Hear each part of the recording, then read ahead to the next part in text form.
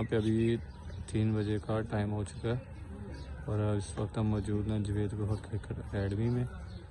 और यहाँ पे इस्तेशाम लेफ्टी नॉकिंग कर रहा है और आमर उसको नॉकिंग करवा रहा है। और अभी इंशाल्लाह कुछ देर में नेट का सेशन भी शुरू हो जाएगा जो रेगुलर बेसिस पे किया जाता है।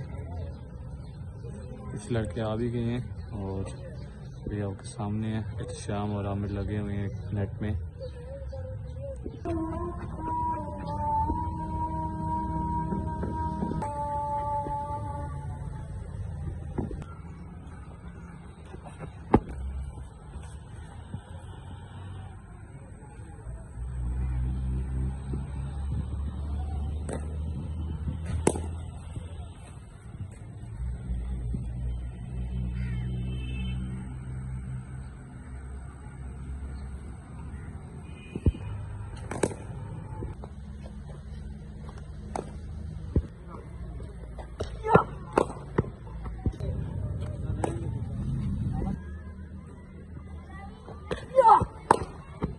हाँ